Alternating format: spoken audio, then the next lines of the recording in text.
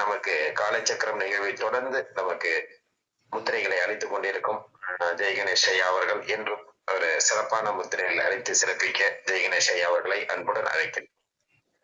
நன்றிங்கய்யா. வணக்கம். குருவே நம, தந்தையே நம. இன்னைக்கு நம்ம மூளைத்திறனை மேம்படுத்தக்கூடிய ஒரு முத்திரை வந்து பார்க்க போறோம். ரொம்ப எளிமையான முத்திரை தான். இந்த முத்திரையை செய்யறதுனால இந்த அல்சிமேட்ஸ் அப்படின்னு சொல்லக்கூடிய ஞாபக மருதி நோய் ஒன்று இருக்கும். அந்த ஞாபக மருதி நோய் தன்மையிலிருந்து மீண்டு வருவதற்கான வாய்ப்பு வந்து முத்திரை வந்து கொடுக்கும்.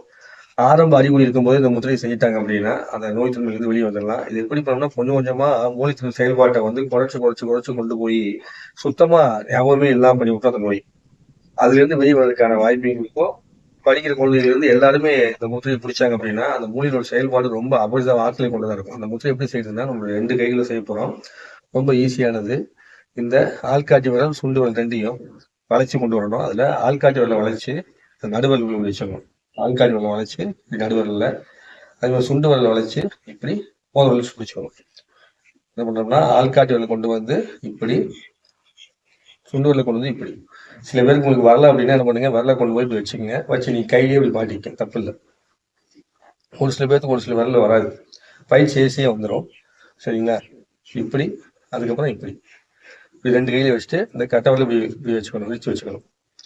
அது நல்லா தெரியும். சரிங்களா? இப்படி 2 கையிலையும் வச்சுக்கிறோம், இப்படி பிடிச்சிக்கிறோம்.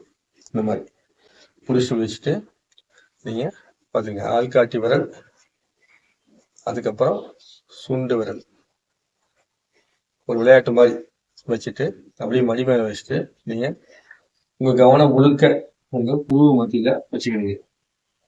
புருவ மத்தியில வச்சுட்டு அப்படியே நீங்க உட்காந்துருந்தீங்கன்னா இது வந்து பிரெயின் பூஸ்ட் பண்ணக்கூடிய வேலையை செய்யும். அதாவது பிரெயின் பூஸ்ட் முத்திரையா சொல்லலாம். இதை புருவத்தில் கவனம் வச்சு உங்க மூச்சு நீங்க கவனிச்சுட்டே இருக்கணும்.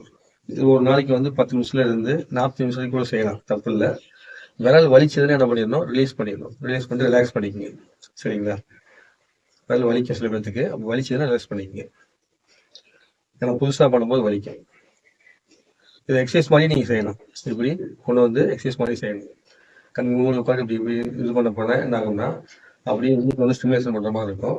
ஸோ ஒரு அற்புதமான ஆற்றல் வந்து உங்களுக்கு கிடைக்க தொடங்கும்.